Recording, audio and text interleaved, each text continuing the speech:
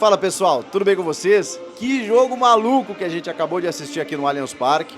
O Palmeiras quase vira o jogo e leva a decisão para os pênaltis, mas o fogão é quem avança. E a gente precisa falar desse jogo. Que valentia, hein, Palmeiras? Chega mais, eu sou o Chico Garcia, inscreva-se no canal e vamos juntos.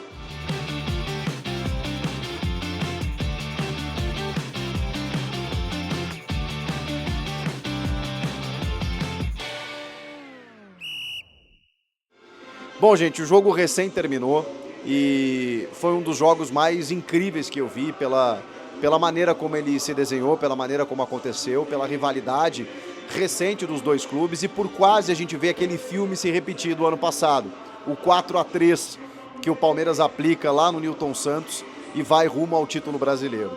Claro que o Botafogo ficou com o Palmeiras atravessado na garganta, os dois quis o destino se enfrentassem nessa fase de oitavas de Libertadores, com polêmicas extracampo envolvendo seus presidentes, né, especialmente pelas acusações do John Textor e com a Leila Pereira, os dois travando duelos e embates, né, fora de campo. A Leila não foi ao Newton Santos, mesmo estando no Rio de Janeiro no jogo de ida. O John Textor não estava aqui. Enfim, situações que permeavam todo esse jogo.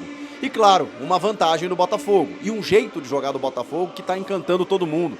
Um Botafogo intenso, rápido, veloz, de toques rápidos, de um Luiz Henrique absurdo, pré-convocado já para a lista da seleção brasileira pelo Dorival Júnior, um Thiago Almada que está deitando no meio campo do Botafogo, um Igor Jesus que assumiu a vaga do Júnior Santos e está jogando muita bola, o Marlon Freitas distribuindo o jogo no meio, uma defesa do Bastos e do Alexander Barbosa que estão jogando demais. Tudo isso fazia do Botafogo aqui um potencial até vitorioso para o jogo. E foi o que aconteceu nos minutos iniciais. O Botafogo atacou o Palmeiras e demorou para o Palmeiras se encontrar um pouco no jogo, inclusive com uma bola na trave nos minutos iniciais. Mas aos pouquinhos, da metade do primeiro tempo para o final, só deu Palmeiras. O Palmeiras começou a se encontrar no jogo, o Estevão foi muito marcado pelo lado direito ofensivo, esquerdo defensivo do Botafogo pelo Cuiabano. O Caio Paulista começou a crescer com avanços mais para o final na primeira etapa. O Felipe Anderson não conseguiu fazer um bom jogo. O Rafael Veiga muito sumido, apagado. Mas o Palmeiras entendeu que precisava de toques curtos e rápidos para tentar vencer a defesa do Botafogo, muito bem postada e de jogadores muito aplicados, né? Porque quando o Botafogo não atacava, ele sabia se defender, mesmo com tantos jogadores ofensivos. O Richard Rios começou a apoiar pelo lado direito, dando uma sustentação para o Estevão. O Marcos Rocha começou a fazer ultrapassagens e aí veio a bola do jogo, né? No primeiro tempo, pelo menos, em que o Flaco Lopes recebe um cruzamento e de cabeça, ele de frente para o gol desperdiça. A partir dali, o Palmeiras tinha chegado pelo menos uma vez com mais influência no jogo, mas não tinha conseguido resolver. O Botafogo apostava nos contra-ataques, mas não estava conseguindo encaixar, recuou muito. E mesmo quando recuperava a bola, não tinha quem ligar esse contra-ataque. O Luiz Henrique mesmo estava numa linha muito baixa. Acaba sentindo, não volta para o segundo tempo, mas volta o Matheus Martins, que foi o jogador que acabou com o jogo com o Flamengo no final de semana. Pois bem, o Matheus Martins entrou no segundo tempo pelo lado direito e é dos pés dele que surge ou começa a jogada através da falha do Vitor Reis, defensiva, né? Em que a bola chega no Savarino. E o Savarino dá um passe maravilhoso para o Igor Jesus, porque ele espera o bote do Gustavo Gomes e ele toca para o Igor Jesus que está entrando livre para poder fazer 1-0. Vejam só. O Palmeiras estava em cima, começa o segundo tempo em cima também, mas numa escapada, numa falha defensiva, o Palmeiras faz 1-0, o Botafogo faz 1-0.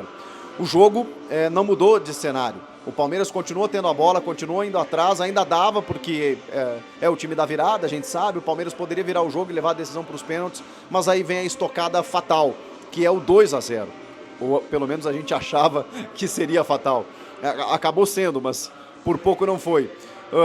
O Botafogo num contra-ataque faz com que a bola chegue até o Savarino e ele queima o goleiro Everton, ele fuzila o goleiro Everton fazendo 2-0. Um contra-ataque, espaços cedidos, falha defensiva do Palmeiras, 2-0 no placar. Praticamente impossível do Palmeiras conseguir qualquer coisa.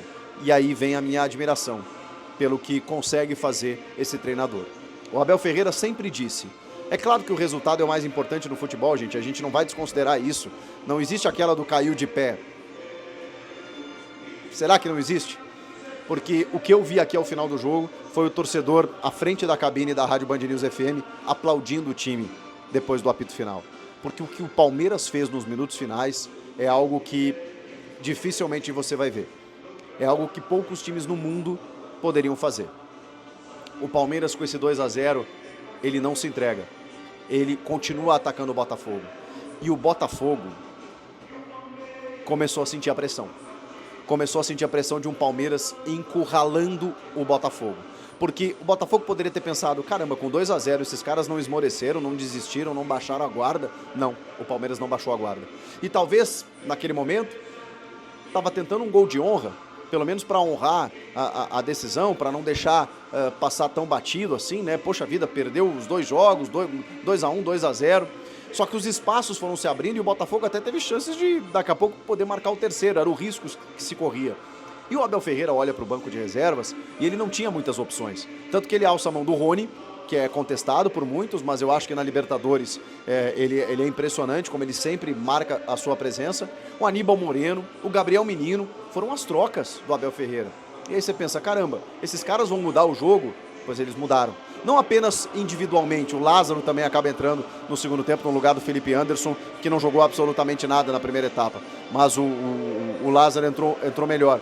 Mas muito mais do que nominalmente, o Palmeiras é um grupo vencedor, cascudo, e que sabe lidar com esses momentos. E quase virou a partida. Começou a pressionar tanto que aí finalmente o Flaco Lopes fez o seu gol, depois de perder algumas possibilidades, num cruzamento do Gabriel Menino. E o Rony faz o segundo, numa pressão absurda. Quando sai o primeiro gol, faltavam, 4, 5 minutos para terminar o tempo regulamentar. E eu até na transmissão na rádio falei o seguinte, cara, se sair mais um gol do Palmeiras agora, bota fogo no jogo, com o perdão do trocadilho. E saiu do Rony. Aí, irmão, os acréscimos foram insanos, porque o Palmeiras estava em cima o tempo inteiro. E saiu o gol do Gustavo Gomes. A explosão que eu vi nesse estádio aqui é coisa de louco. E você pode falar qualquer coisa, né? É um anticlímax do futebol? Claro que é. Claro que é triste, claro que é frustrante, claro que é decepcionante. Poxa vida, o cara tá fazendo o gol da virada para levar o time para os pênaltis depois de estar perdendo por 2-0. E o que eu não entendi foi o árbitro ter ido ao monitor do VAR para fazer uma revisão. Porque lances como esse normalmente são factíveis. Né? Quando a bola bate no braço do autor do gol, não tem interpretação. Isso pela nova orientação da regra. Não sei se ele foi ver alguma outra situação, porque mesmo que ele não tivesse a intenção de bater no seu braço, no caso o Gustavo Gomes, antes da finalização, a regra manda anular esse tipo de gol. Ele vai apenas ao monitor para confirmar isso. Não sei se existia alguma outra informação, alguma informação adicional, talvez a gente descubra com os áudios do VAR revelados. O fato é que ele anula o gol corretamente pela regra, mas muito frustrante para o torcedor do Palmeiras. Para o torcedor do Botafogo, eu imagino que tenha passado um filme na cabeça. E naquele momento, os caras devem ter respirado muito aliviado. Mas faltava tempo ainda. E não é que deu tempo do Gabriel Menino cobrar uma falta no ângulo oposto do John, em que a bola bate na forquilha, na junção das traves e acaba saindo. Seria também o gol do 3-2 e a partida iria para os pênaltis. O que fez o Palmeiras aqui nos minutos finais, eu nunca vi na minha vida. Talvez tenha visto naquele Barcelona e PSG, com a remontada do 6-1. Porque, cara, que pressão absurda e que fragilidade do Botafogo, que talvez precise pegar lições do que passou aqui para seguir adiante nas competições. É um time que está melhor do que no ano passado, na minha opinião, o Botafogo. Ganhou uma casca pelo que aconteceu no ano passado e nesse ano pode muito conquistar um grande título, mas vai precisar saber lidar melhor com vantagens estabelecidas, como no ano passado, aquela absurda do primeiro turno, como aqui, quando o confronto no agregado estava 4-1 e mesmo assim quase botaram tudo a perder. Que loucura, que loucura. Que jogo, meus amigos. O que fica agora?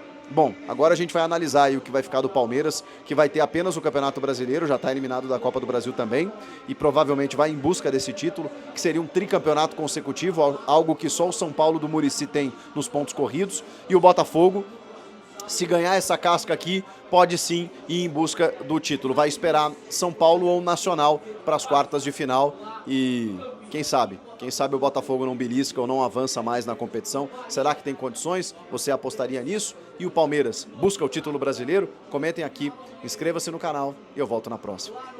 Tchau!